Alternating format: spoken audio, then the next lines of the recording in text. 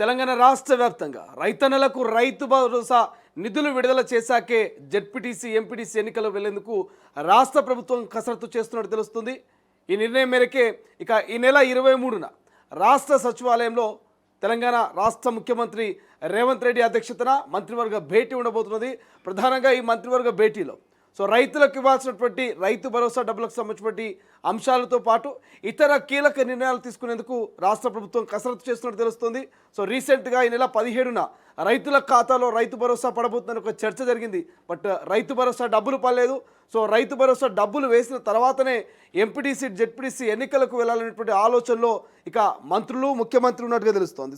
ఒకసారి దానికి సంబంధించిన అప్డేట్ చూద్దాం. అసలు ఏం జరగబోతుంది, మంత్రివర్గ భేటీలో ఏ అంశాల గురించి డిస్కషన్ చేయబోతున్నారు అనేది. ప్రధానంగా తెలంగాణ అసెంబ్లీ బడ్జెట్ సమావేశాల నిర్వహణపైన మంత్రులు చర్చించే అవకాశం ఉన్నట్టుగా చర్చ జరుగుతుంది. అలాగే జిహెచ్ఎంసీ ఎన్నికలకు సంబంధించి కావచ్చు, ఎంపీటీసీ జెడ్పీటీసీ ఎన్నికలపైన కూడా చర్చించేటువంటి ఛాన్స్ ఉన్నట్టుగా తెలుస్తోంది. ఈ నెల 19వ తేదీన ఉదయం 10 గంటలకు దేశ రాజధాని ఢిల్లీలో భారీ స్థాయి సమావేశం జరగనుంది. ఏఐసిసి ప్రధాన కార్యాలయం ఇందిరాభవన్ వేదికగా ఈ భేటీ నిర్వహించినట్టు తెలుస్తుంది. అయితే ముఖ్యమంత్రి రేవంత్ రెడ్డి నేతృత్వంలో రాష్ట్ర కేబినెట్ మొత్తం హస్తినాబాట పట్టినట్టు తెలుస్తుంది. ఈ నేపథ్యంలోని అధిష్టానం వద్ద ఏ భేటీ జరగబోతుందనేటువంటి ఆ భేటీలో జరిగేటువంటి డిస్కషన్ ఏంటంటే ఒక చర్చ జరుగుతుంది. ఆ భేటీ తర్వాతనే కేబినెట్లో ఎలాంటి నిర్ణయాలు తీసుకుంటారని ఒక చర్చ కూడా రాష్ట్ర వ్యాప్తంగా జరుగుతున్నటువంటి పరిస్థితి. బట్ ఏదేమైనప్పటికీ మాత్రం రైతు భరోసా డబ్బులు ఆలస్యమైంది. ఎంపీటీసీ జెడ్పీటీసీ ఎన్నికలకు సంబంధించి కూడా ఇప్పటికే ఆశావాహులంతా కూడా చాలా కాలం నుంచి ఎదురు చూస్తూ ఉన్నారు. ఎప్పుడు ఎన్నికల నోటిఫికేషన్ వస్తుంది, ఎప్పుడు పోటీ చేద్దామంటూ తహతహలాడుతున్నటువంటి పరిస్థితి మనకు అనిపిస్తుంది. ఈ రెండు కీలకమైనటువంటి అంశాలకు సంబంధించి ఈ నెల 23న నిర్ణయం తీసుకునేటువంటి అవకాశం ఉన్నట్టుగా తెలుస్తోంది. ఒక్కసారి ఇదే అంశం మీద మరింత సమాచారం తెలుసుకునేటువంటి ప్రయత్నం చేద్దాం. మా ప్రతినిధి మూషం శ్రీనివాస్ లైవ్ అప్డేట్స్ అందించడానికి ప్రస్తుతం సిద్ధంగా ఉన్నారు. మూషం, అసలు ఏం జరగబోతున్నది ఈ నెల 23న? నిజంగా రాష్ట్ర క్యాబినెట్ ఎటువంటి డెసిషన్ తీసుకోబోతుంది? ప్రధానంగా చీఫ్ సెక్రటరీ ఇప్పటికీ 23వ తారీఖున ఖచ్చితంగా ఈ యొక్క 3 గంటలకి 23వ తేదీ 3 గంటలకి మంత్రివర్గ సమావేశం ఉంటుందని ఇప్పటికే అధికారిక నోట్ అయితే విడుదల చేసినటువంటి సందర్భాన్ని అయితే మనం చూస్తూ ఉన్నాం. ఇక ప్రధానంగా యాసంగికి సంబంధించినటువంటి రైతు భరోసా నిధులకు సంబంధించినటువంటి విషయంలో, దాని తర్వాత ఎంపీటీసీ జెడ్పీటీసీకి సంబంధించినటువంటి ఎలక్షన్స్ విషయంలో, అలాగే ఇందిరమ్మ ఇళ్లకు సంబంధించినటువంటి మరివేడిత ఇందిరమ్మ ఇళ్లకు సంబంధించినటువంటి విషయంలో, దాంతోపాటుగా మార్చి నుంచి జూన్ వరకు 100 రోజుల ప్రణాళికకు సంబంధించి ఈ యొక్క పలు అంశాలపైన మాత్రము కీలకమైనటువంటి అప్డేట్స్ అయితే ఉండబోతున్నట్టుగా తెలుస్తూ ఉంది. ఈ యొక్క మంత్రివర్గ సమావేశంలోనే దీనికి సంబంధించి ఒక నిర్ణయం అయితే తీసుకోబోతున్నట్టుగా తెలుస్తూ ఉన్నారు. ఇప్పటికే యాసంగికి సంబంధించినటువంటి రైతు భరోసా నిధులు విడుదల చేయకపోయినప్పటికీ కూడా ఇటు మున్సిపాలిటీలలో పోటీ చేసినటువంటి సాధనం కొన్ని ప్రాంతాలలో రైతులు ఉన్నటువంటి మున్సిపాలిటీలు కూడా ఉన్నాయి. కాబట్టి ఆ యొక్క పట్టణ ప్రాంతాలలో ఉన్నటువంటి రైతులకు సంబంధించినటువంటి ఓట్లు కొంత మేరకు మిస్ అయ్యాయనేటువంటి ఒక ఇంటెలిజెన్స్ నివేదిక ఉన్నటువంటి నేపథ్యంలో ఎంపీటీసీ జెడ్పీటీసీకి సంబంధించి ఖచ్చితంగా గ్రామస్థాయికి సంబంధించినటువంటి ఎలక్షన్స్గా వాటిని చూస్తాం. కాబట్టి గ్రామస్థాయిలో ఉన్నటువంటి వారు కూడా ఎంపీటీసీ జెడ్పీటీసీ ఎలక్షన్స్కి సంబంధించినటువంటి ఓటింగ్లో పాల్గొంటారు. కాబట్టి దానిలో ఉన్నటువంటి దాదాపు 70% ఉన్నటువంటి రైతుల ఓట్లను ఖచ్చితంగా రాబట్టుకోవాలనేటువంటి ఉద్దేశంలో భాగంగా రైతు భరోసా నిధులను, యాసంగికి సంబంధించినటువంటి రైతు భరోసా నిధులను విడుదల చేసిన తర్వాతే ఎలక్షన్స్కి వెళ్ళాలి అనేటువంటి ఒక ఆలోచన చేస్తున్నట్టుగా తెలుస్తూ ఉంది. దాంతోపాటుగా ఇక ఎంపీటీసీ జెడ్పీటీసీ ఎలక్షన్స్ని ఇలా ఉంచితే ఇక ఇందిరమ్మ ఇళ్లకు సంబంధించినటువంటి విషయంలో కూడా ఒక కీలకమైనటువంటి అప్డేట్ అయితే రాబోతున్నట్టుగా తెలుస్తూ ఉంది. వీటితో పాటుగా ఇక ముఖ్యంగా తెలంగాణ రాష్ట్రంలో ఇప్పటికే నామినేటెడ్ పోస్టులకు సంబంధించి ఒక రకంగా చెప్పాలంటే మొదటి దఫాలో 37 మందికి ఇవ్వడం జరిగింది. ఆ తర్వాత ఇంకొక 2-3 నింపినప్పటికీ కూడా ఇంకా చాలా వరకు నామినేటెడ్ పోస్టులు ఖాళీగా కనబడతా ఉన్నాయి. నామినేటెడ్ పదవుల కోసము ఈ యొక్క ఒక రకంగా చెప్పాలంటే పార్టీ కార్యకర్తలు ఎదురు చూస్తూ ఉన్నారు. పార్టీ కార్యకర్తలు, పార్టీకి జెండా మోసినటువంటి వారు దాదాపు 2014 నుండి 2023 కాంగ్రెస్ పార్టీ అధికారంలోకి వచ్చే వరకు కూడా జెండా మోసినటువంటి వారు ఎవరైతే ఉన్నారో వారు నామినేటెడ్ పదవుల కోసం ఎదురు చూస్తూ ఉన్నారు. కాబట్టి ఆ నామినేటెడ్ పదవులకు సంబంధించినటువంటి విషయంలో కూడా ఒక ఆలోచన చేయబోతున్నట్టుగా తెలుస్తూ ఉంది. ఇక వీటన్నింటినీ ఇలా ఉంచితే ఇప్పటికే పలు రకాలైనటువంటి అపవాదులు వినబడతా ఉన్నాయి. ముఖ్యంగా ఇప్పటికే తెలంగాణకు సంబంధించినటువంటి 2500 రూపాయలు ప్రతి మహిళకు అనేటువంటి మేనిఫెస్టోలో కాంగ్రెస్ పార్టీ పెట్టింది. దాని మీద పలు విమర్శలు వస్తూ ఉన్నాయి.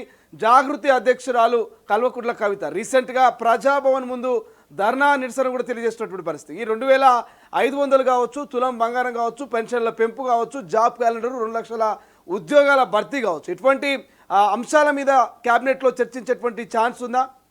ఎస్, ఖచ్చితంగా శ్రీశైలం. అంటే అన్ని రకాలైనటువంటి అంశాలను చర్చించడానికి అయితే అవకాశాలు కనబడుతూ ఉన్నాయి. ఖచ్చితంగా ఈ 2500లకు సంబంధించి, అలాగే ఏదైతే ఇప్పుడు ఇస్తున్నటువంటి పింఛన్లకు సంబంధించి, అంటే గతంలో మేనిఫెస్టోలో పెట్టడం జరిగింది 4000 రూపాయలకు పెంచుతాము పింఛన్లను అని చెప్పేసి పెట్టినటువంటి నేపథ్యంలో ఇక 2.5 సంవత్సరాలుగా కనీసము ఈ యొక్క మేనిఫెస్టోలో పెట్టినటువంటి దాన్ని అమలు చేయలేదన్నటువంటి ఒక అపవాదు ఈ ప్రభుత్వం పైన ఉంది. కాబట్టి దాన్ని నెరవేర్చేటువంటి ఆలోచనలు కూడా చేస్తూ ఉన్నారు. ఖచ్చితంగా ఇటు రైతు భరోసాకు సంబంధించి, మరొక వైపు పింఛన్లకు సంబంధించి, దాంతోపాటుగా మహిళలకు సంబంధించినటువంటి విషయంలో 2500 రూపాయలకు సంబంధించినటువంటి విషయంలో కూడా అక్కడ ఒక చర్చ మాత్రం చేయబోతున్నట్టుగా తెలుస్తూ ఉన్నది.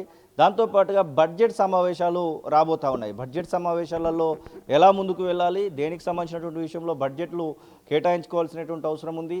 మరొక వైపు ఫోర్త్ సిటీ కనబడుతూ ఉంది, మరొక వైపు మూసి ప్రక్షాళనకు సంబంధించినటువంటి విషయం కనబడుతూ ఉంది. హైడ్రాకు సంబంధించినటువంటి విషయంలో జరుగుతున్నటువంటి ఒక రకంగా చెప్పాలంటే హైడ్రాను చాలా వరకు ప్రజలు వ్యతిరేకిస్తున్నటువంటి సందర్భం, మరొక వైపు యాక్సెప్ట్ చేస్తున్నటువంటి సందర్భం. ఇట్లా ఏదైనా మార్పులు చేయాలా, ఇలా పలు రకాలైనటువంటి అంశాలపైన కూడా చర్చలు అక్కడ వచ్చేటువంటి అవకాశం అయితే కనబడుతూ ఉంది. చూడాలి మరి మంత్రివర్గ సమావేశంలో ప్రజలకు సంబంధించినటువంటి విషయంలో ఎలాంటి తీపి కబురు రాబోతుందనేది. రైట్ భూషణ్, దాంతోపాటు వరుస విజయాలతో అధికార కాంగ్రెస్ పార్టీ దూసుకెళ్తుంది. రీసెంట్గా వచ్చినటువంటి జూబ్లీహిల్స్ ఉప ఎన్నిక కావచ్చు, ఆ తర్వాత వచ్చినటువంటి సర్పంచ్ ఎన్నికలు కావచ్చు, రీసెంట్గా జరిగినటువంటి మున్సిపల్ ఎన్నికలు కావచ్చు, అన్ని చోట్ల కాంగ్రెస్ తన మార్కును చూపిస్తుంది, విజయ దుదిబి మోగిస్తున్నటువంటి పరిస్థితి. సో ఇదే జోస్లో ఎంపీటీసీ జెడ్పీటీసీ ఎన్నికల్ని కూడా కంప్లీట్ చేసే ఆలోచనలో ఉన్నట్టుగా అనిపిస్తుందా? ఎస్, తప్పకుండా. అంటే 23 సాయంత్రమే రావచ్చు, లేదంటే 2 రోజులు అటు ఇటు కావచ్చు. కానీ మార్చి 31 లోపల ఈ యొక్క ఎంపీటీసీ జెడ్పీటీసీ ఎలక్షన్స్ను పూర్తి చేయకపోతే 15వ ఆర్థిక సంఘం నిధులు దాదాపు 456 కోట్ల రూపాయలు కేంద్ర ప్రభుత్వం నుంచి వచ్చేటువంటి నిధులు వెనక్కిపోయేటువంటి అవకాశం ఉంది. కాబట్టి మార్చి 31 లోపటే ఖచ్చితంగా ఈ యొక్క ఎలక్షన్స్ అయితే పూర్తి చేయాల్సినటువంటి సందర్భం అయితే ఉంది. ఆ యొక్క పదవికి సంబంధించినటువంటి పాలక వర్గాలు కూడా ఖచ్చితంగా కొలువు తీరాల్సినటువంటి సందర్భం అనేది మనం చూస్తూ ఉన్నాం. అటు మండల పరిషత్తులు కానివ్వండి, ఇటు జిల్లా పరిషత్తులు కానివ్వండి, ఖచ్చితంగా కొలువు తీరాల్సినటువంటి సందర్భం ఏర్పడింది. కాబట్టి మార్చి 31 లోపల పూర్తి చేయాల్సినటువంటి విషయంలో భాగంగానే ఈ నెలలోనే నోటిఫికేషన్ ఇవ్వడం, లేదు అంటే మార్చి మొదటి వారంలో నోటిఫికేషన్ ఇవ్వడం, ఇక 10-12 రోజుల్లోనే గతంలో మనం చూసాము మున్సిపాలిటీకి సంబంధించినటువంటి నోటిఫికేషన్ ఈరోజు ఇస్తూనే రేపటి నుంచే ఖచ్చితంగా ఏదైతే నామినేషన్ల ప్రక్రియను ప్రారంభించారో అట్లనే ఈ యొక్క ఎంపీటీసీ జెడ్పీటీసీ విషయంలో కూడా ఉంటుందనేటువంటి ఊహాగానాలు అయితే వింటా ఉన్నాం. ఖచ్చితంగా మార్చి 31 లోపల మాత్రం ఖచ్చితంగా ఈ యొక్క ఎంపీటీసీ జెడ్పీటీసీ అయితే పూర్తి చేసేటువంటి అవకాశం అయితే ఉంది శ్రీశైలం. రైట్, దాంతోపాటు గ్రేటర్ హైదరాబాద్ మున్సిపల్ కార్పొరేషన్ ఎన్నికలకు కూడా కాంగ్రెస్ పార్టీ సన్నాహాలు చేసే అవకాశం ఉంది అన్నటువంటి ఒక చర్చ జరుగుతోంది. సో ఎంపీటీసీ జెడ్పీటీసీ ఎన్నికల తర్వాత గ్రేటర్ హైదరాబాద్ మున్సిపల్ ఎన్నికలు ఉండే అవకాశం ఉందా, లేకపోతే అంతకు ముందే ఉండేటువంటి అవకాశం ఉందా? ఏ రకమైనటువంటి ఆలోచన చేసే అవకాశం ఉంది భూషణ్? ఎస్, అంటే ప్రతిపక్షాల నుంచి మనం ప్రధానంగా చూస్తూ ఉన్నాం. 300 వార్డులను చేసినటువంటి నేపథ్యంలో మజ్లిస్ పార్టీకి ఇక్కడ ఒక మున్సిపల్ కార్పొరేషన్ కట్టబెట్టేటువంటి ప్రయత్నం చేస్తుంది అంటూ అటు బీజేపీ పార్టీ ఆరోపిస్తున్నటువంటి సందర్భం. మాకు సంబంధించినటువంటి ప్రదేశాలలో 60-70 వేల ఓట్లకి ఒక కార్పొరేషన్ని, ఒక కార్పొరేటర్ వార్డును పెడితే మజ్లిస్కి సంబంధించినటువంటి ప్రదేశాలలో 10,000-12,000 కూడా ఒక కార్పొరేటర్ను పెట్టడము ఎంతవరకు సబబు అంటూ వారు ఆరోపిస్తున్నటువంటి సందర్భాలు చూస్తూ ఉన్నాం. కానీ జిహెచ్ఎంసీ విషయంలో ఆచితూచి అడుగులు వేయడానికే ప్రభుత్వం యోచిస్తున్నట్టుగా తెలుస్తూ ఉంది. ఖచ్చితంగా 300 వార్డులకు సంబంధించి, అలాగే 3 కార్పొరేషన్లకు సంబంధించినటువంటి విషయంలో ఆచితూచి వ్యవహరించడం, దాంతోపాటుగా 3 కార్పొరేషన్లు చేసినటువంటి నేపథ్యంలో ఖచ్చితంగా అక్కడ అధికారుల యొక్క కొరత అనేది ఏర్పడుతుంది. ఇప్పుడు సింగిల్గా ఉన్నటువంటి దాంతో పోలిస్తే 3 కార్పొరేషన్లు అయినటువంటి సందర్భంలో అధికారుల కొరత ఉంటుంది. దాంతోపాటుగా ఆయా ప్రాంతాలలో కార్యాలయాలను ఏర్పాటు చేసుకోవాల్సినటువంటి అవసరం ఉంటుంది. కాబట్టి కొద్ది సమయం తీసుకునేటువంటి అవకాశం అయితే కనబడతా ఉంది జిహెచ్ఎంసీ ఎలక్షన్స్ విషయంలో. అసలైన తొలి వెలుగు. ఫాలో వాట్సాప్ @తొలి వెలుగు అఫీషియల్.